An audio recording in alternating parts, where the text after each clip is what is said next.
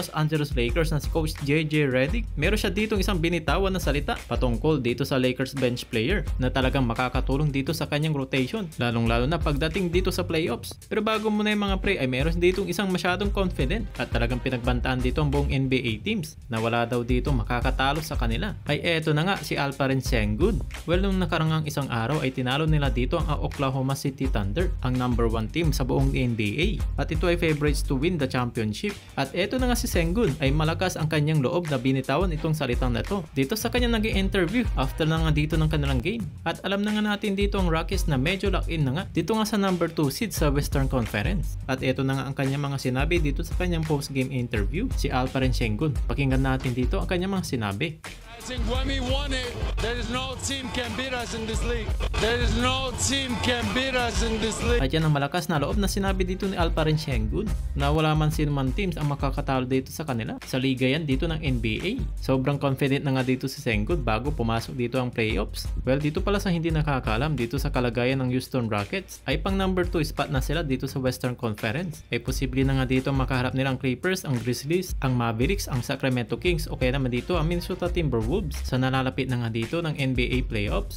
At dagdag pa nga dito sa kanyang sinabi, kapag nga daw sila dito ay lock-in or seryoso at kapag gusto nga nila na manalo dito sa laban ay wala daw dito makakatalo sa kanila na kahit sino pang NBA team yan. At ganyan ka-confident itong si Alperen Sengun. Pero solid itong in-improve ng kanilang team ngayong season na to. Bruin nyo naman, sa nakarang season lamang ay pang 11 sila dito sa standings. Tablado yan sa 41 wins and losses record. Then ngayon makikita natin na literal na Rocket dating sa number 2 standings. Nakasalukuyan na meron ditong 51 wins and 27 losses lamang. Hanep dito mga pre, diba? Kung usapan naman dito sa pwestuhan, malabo na sila dito maagaw ang kanilang second seed.